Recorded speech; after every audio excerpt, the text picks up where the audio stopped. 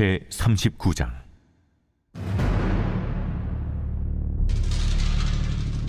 그러므로 인자야, 너는 고객에 예언하여 이르기를, 주 여호와께서 이같이 말씀하시되, 로스와 메섹과 두바랑 고가, 내가 너를 대적하여 너를 돌이켜서 이끌고 북쪽 끝에서부터 나와서 이스라엘 산 위에 이르러 내 활을 쳐서 내 왼손에서 떨어뜨리고 내 화살을 내 오른손에서 떨어뜨리리니, 너와 내 모든 무리와 너와 함께 있는 백성이 다 이스라엘 산 위에 엎드러지리라. 내가 너를 각종 사나운 새와 들짐승에게 넘겨 먹게 하리니 내가 빈 들에 엎드러지리라. 이는 내가 말하였음이니라. 내가 또 불을 마국과 및 섬에 평안히 거주하는 자에게 내리리니 내가 여호와인 줄을 그들이 알리라. 내가 내 거룩한 이름을 내 백성 이스라엘 가운데 알게 하여 다시는 내 거룩한 이름을 더럽히지 아니하게 하리니 내가 여호와 곧 이스라엘의 거룩한 자인 줄을 민족들이 알리라 하라. 주 여호와의 말씀이니라. 볼지어다, 그날이 와서 이루어지리니 내가 말한 그날이 이날이라. 이스라엘 성읍들에 거주하는 자가 나가서 그들의 무기를 불태워 사르되 큰 방패와 작은 방패와 활과 화살과 몽둥이와 창을 가지고 7해 동안 불태우리라. 이같이 그 무기로 불을 피울 것이므로 그들이 들에서 나무를 주워오지 아니하며 숲에서 벌목하지 아니하겠고, 전에 자기에게서 약탈하던 자의 것을 약탈하며 전에 자기에게서 늑탈하던 자의 것을 늑탈하리라. 그날에 내가 곡을 위하여 이스라엘 땅 곧 바다 동쪽 사람이 통행하는 골짜기를 매장지로 주리니 통행하던 길이 막힐 것이라. 사람이 거기에서 곡과 그 모든 무리를 매장하고 그 이름을 하몬곡의 골짜기라 일컬으리라. 이스라엘 족속이 7달 동안에 그들을 매장하여 그 땅을 정결하게 할 것이라. 그 땅 모든 백성이 그들을 매장하고 그로 말미암아 이름을 얻으리니 이는 나의 영광이 나타나는 날이니라. 주 여호와의 말씀이니라. 그들이 사람을 택하여 그 땅에 늘 순행하며 매장할 사람과 더불어 지면에 남아있는 시체를 매장하여 그 땅을 정결하게 할 것이라. 7달 후에 그들이 살펴보되 지나가는 사람들이 그 땅으로 지나가다가 사람의 뼈를 보면 그 곁에 편말을 세워 매장하는 사람에게 가서 하몬곡 골짜기에 매장하게 할 것이요 성읍의 이름도 하모나라 하리라. 그들이 이같이 그 땅을 정결하게 하리라. 주 여호와께서 이같이 말씀하셨느니라. 너 인자야, 너는 각종 새와 들의 각종 짐승에게 이르기를, 너희는 모여오라. 내가 너희를 위한 잔치 곧 이스라엘 산 위에 예비한 큰 잔치로 너희는 사방에서 모여 살을 먹으며 피를 마실지어다. 너희가 용사의 살을 먹으며 세상 왕들의 피를 마시기를, 바산의 살진 짐승 곧 순양이나 어린 양이나 염소나 수송아지를 먹듯 할지라. 내가 너희를 위하여 예비한 잔치의 기름을 너희가 배불리 먹으며 그 피를 취하도록 마시되 내 상에서 말과 기병과 용사와 모든 군사를 배부르게 먹을지니라 하라. 주 여호와의 말씀이니라. 내가 내 영광을 여러 민족 가운데 나타내어 모든 민족이 내가 행한 심판과 내가 그 위에 나타낸 권능을 보게 하리니, 그날 이후에 이스라엘 족속은 내가 여호와 자기들의 하나님인 줄을 알겠고, 여러 민족은 이스라엘 족속이 그 죄악으로 말미암아 사로잡혀갔던 줄을 알지라.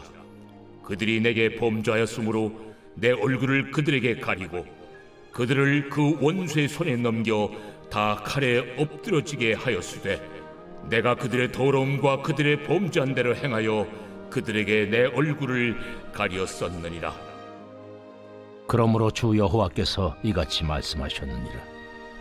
내가 이제 내 거룩한 이름을 위하여 열심을 내어 야곱의 사로잡힌 자를 돌아오게 하며 이스라엘 온 족속에게 사랑을 베풀지라.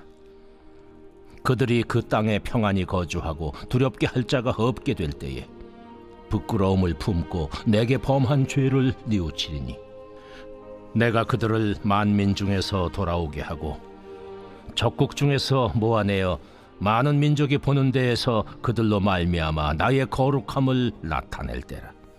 전에는 내가 그들이 사로잡혀 여러 나라에 이르게 하였거니와 후에는 내가 그들을 모아 고국 땅으로 돌아오게 하고 그 한 사람도 이방에 남기지 아니하리니 그들이 내가 여호와 자기들의 하나님인 줄을 알리라. 내가 다시는 내 얼굴을 그들에게 가리지 아니하리니 이는 내가 내 영을 이스라엘 족속에게 쏟았음이라. 주 여호와의 말씀이니라.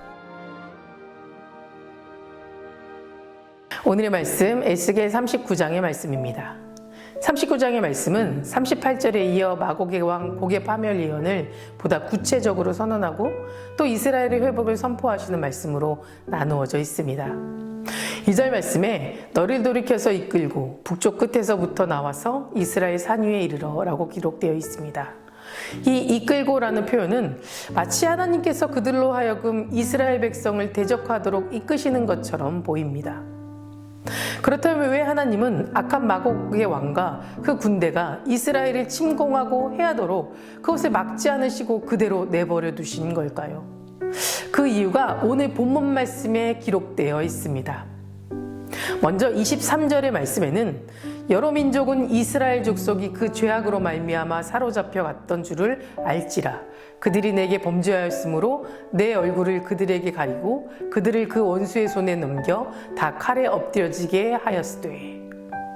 이스라엘이 멸망하고 바벨론 포로 생활을 하게 된 것은 그들이 하나님께 범죄하였기 때문에 하나님께서 그들을 향하여 얼굴을 가리신 겁니다. 그들의 죄는 하나님을 배신하고 우상을 숭배하였고 하나님 대신 이방 나라를 의지하며 하나님을 불신하는 죄를 지었습니다. 성경에는 하나님께 범죄하는 것이 하나님을 대적하는 행위라고 말씀합니다. 마태복음 5장 8절 말씀에는 마음이 청결한 자는 복이 있나니 그들이 하나님을 볼 것이며 라고 하였습니다. 여기서 마음이 청결하다는 것은 죄를 마음에 품지 않고 죄를 멀리하는 삶을 말합니다. 결국 죄를 마음에 품고 가까이 하는 자는 하나님을 볼 수 없고 하나님의 사랑과 은혜로부터 단절된다는 겁니다. 이스라엘은 이렇게 하나님께 범죄하여 하나님을 대적하는 자가 되었기 때문에 하나님의 사랑과 은혜로부터 단절되어 버린 겁니다. 그리고 21절과 25절의 말씀에는 이렇게 기록되어 있습니다. 내가 내 영광을 여러 민족 가운데 나타내어 또 내가 이제 내 거룩한 이름을 위하여 라고 되어 있습니다. 이것은 하나님께서 이스라엘 백성들을 원수의 손에 붙들려 칼에 엎드려지게 하고 또 바벨론 포로로 잡혀가게 하신 또 다른 이유입니다. 하나님께서는 분명 이스라엘뿐만 아니라 여러 민족 앞에 하나님은 전능자이시고 한 번 약속하신 것은 끝까지 지키시는 신실한 하나님이며 당신의 백성은 결코 버리지 않으시는 분이라고 말씀하셨습니다. 그런데 이스라엘이 패망하고 포로된 상태로 그냥 내버려 둔다면 하나님은 자기 백성도 지켜내지 못하는 무능한 분, 아니면 자기 백성을 버리는 무정한 분으로 여길 것입니다.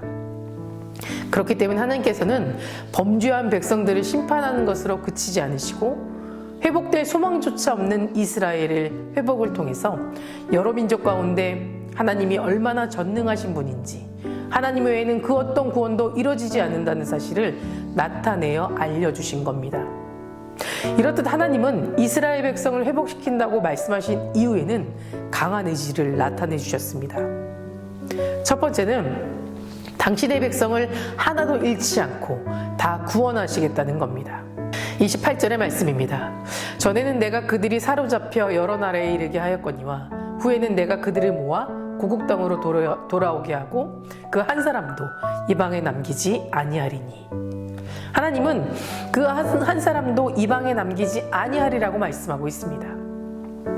즉 하나님께서는 이스라엘 백성을 회복시키되 단 한 명도 이방 땅에 남겨두지 않고 온전히 회복시킬 것이고 당신이 택한 백성 중 단 한 명도 잃지 않을 것이라고 말씀해 주신 겁니다.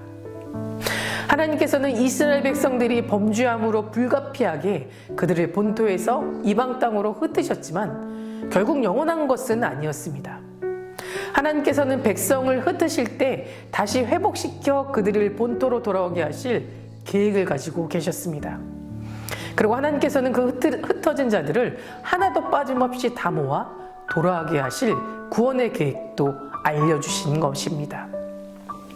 그리고 두 번째는 다시는 그들을 외면하지 않겠다라고 하셨습니다. 29절의 말씀입니다.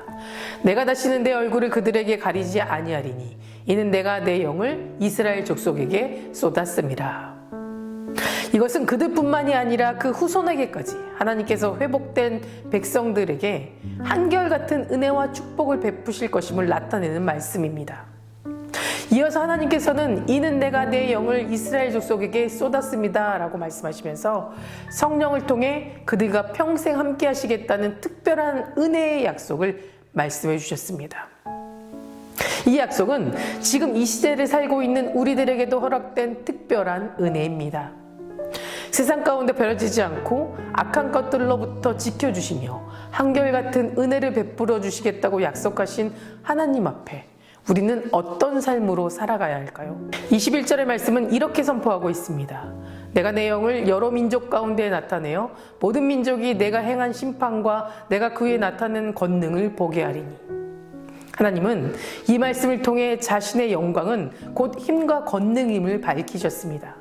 따라서 하나님의 영광 속에 그분이 주시는 힘과 권능의 은혜를 받고 있는 우리들의 삶에는 분명한 변화가 있어야 될 것입니다. 저는 이 변화의 증거가 바로 온전한 구원과 확신한 은혜를 허락하신 하나님께 늘 감사하는 삶으로 살아간다고 생각합니다. 때로는 비참한 일을 겪을 때도 있고 고통스러운 순간이 찾아올 때도 있습니다. 그러나 그 순간에도 하나님께서는 함께 하시겠다고 약속하셨고 빛나는 승리와 영광을 예비해 두셨습니다. 그러기에 우리는 늘 어떤 상황이라도 기뻐하고 감사하는 그리스도인이 되어야 할 줄 믿습니다.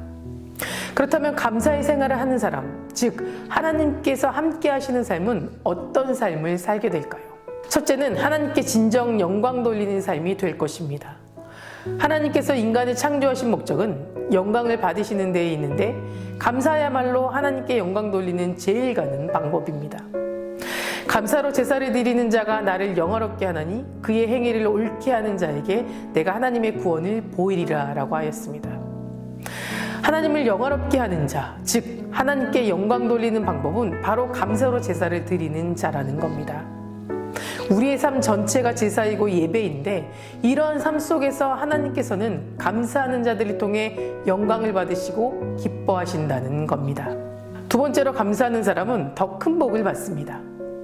노래는 부를 때까지 노래가 아니고 종은 울릴 때까지 종이 아니며 사랑은 표현할 때까지 사랑이 아니고 축복은 감사할 때까지 축복이 아니다.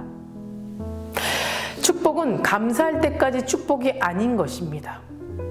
하나님께서 우리에게 많은 축복을 주셨음에도 불구하고 감사하지 못하고 축복을 축복으로 받지 못하는 경우가 참 많습니다. 그러나 작은 축복에도 감사할 때 하나님은 감사하는 자에게 더 큰 복을 허락해 주신다는 것을 기억하시고 믿으시기 바랍니다. 세 번째로 감사하는 사람에게는 반드시 전화위복의 기회를 허락하여 주십니다. 감사의 능력은 자신의 환경을 변화시켜 줄 뿐 아니라 화가 도리어 복이 되고 고난이 도리어 축복이 되는 능력이 있는 줄 믿습니다. 도무지 감사할 수 없을 때에 하나님께 감사하여 기적을 체험하시기 바랍니다. 감사는 하나님께 영광을 돌리게 하고 감사하는 자는 더 큰 축복을 받게 되고 자신에게 있어서 환경을 변화시키는 전화위복의 기회가 갖게 된다는 겁니다. 이러므로 우리는 늘 어떤 상황에서도 기뻐하고 감사하는 편에서는 그리스도인이 되어야 하겠습니다. 감사하는 생활이 곧 하나님을 영화롭게 하는 자이고 하나님의 구원을 경험하는 놀라운 축복입니다. 사랑하는 성도 여러분, 인생의 모든 불행은 하나님과의 관계 단절에서 시작됩니다. 복된 삶, 또 형통한 삶을 살기 원한다면 항상 하나님과 하나 되는 삶, 하나님을 소망하는 삶을 살아가시기 바랍니다. 죄의 마음을 갖게 만드는 부정적인 생각, 또 세상을 바라보며 불평과 원망과 탄식을 하며 살아가는 삶이 아니라 그럼에도 불구하고 기뻐하고 감사하는 삶 되시기를 간절히 소망합니다. 다 같이 기도하시겠습니다. 오늘은 목요일입니다. 목요일의 공동기도 제목은 다음 세대와 가정을 위해 기도하겠습니다. 먼저 다음 세대 아이들이 예배 자리를 떠나지 않게 해달라고 기도해 주시고 가정의 예배가 회복되고 세워질 수 있도록 기도해 주시기 바랍니다. 살아가는 내가 충만하신 하나님, 하나님의 약속은 영원함을 믿습니다. 의심치 않고 확신한 믿음을 가지고 소망 가운데 살아가도록 인도하여 주시옵소서. 우리에게 주신 은혜 가운데 머물며 날마다 감사를 고백하고 기쁨으로 충만한 삶 살게 도와주시옵소서. 특별히 다음 세대 아이들과 그 가정을 위해 기도합니다. 다음 세대 아이들에게 주님 축복을 더하여 주시옵소서. 강팍한 세상 가운데 진리 되신 하나님 안에 소망을 품고 살아가게 하시며 옳은 길, 선한 길에 걸어갈 수 있도록 도와주시옵소서. 어떻게 살아가야 될지 몰라 방황하는 아이들에게 주님 말씀으로 길을 가르쳐 주시고 예배를 사모하고 지켜나갈 수 있는 아이들의 믿음 또한 지켜주시옵소서. 각 가정마다 아이들과 함께 예배하고 또 기도하는 믿음의 가정이 세워지게 하시고 그 속에서 주님의 사랑이 회복되게 하여 주시옵소서. 담임 목사님 말씀의 능력을 넘치게 부어주셔서 말씀을 선포하실 때마다 죽은 영혼이 살아나고 병든 자들이 나음받는 역사가 일어나게 하여 주시옵소서. 암으로 치유받고 있는 박재순 권사님, 유은영 권사님, 김정수 집사님, 오유미 성도, 박서연 청년, 류경민 청년 깨끗이 치유하여 주시고 소망 가운데 살게 도와주시옵소서. 투속적인 성도님들, 사고로 입원 중인 성도님들 힘을 더하여 주시고 우울증 공황장애 불면증 겪고 있는 성도님들에게는 마음의 평안을 허락하여 주시옵소서. 새벽마다 1000번째 드리며 간구하는 기도 제목에 응답하여 주실 줄 믿사오며 이 모든 말씀 예수 그리스도 이름으로 간절히 기도드립니다. 아멘.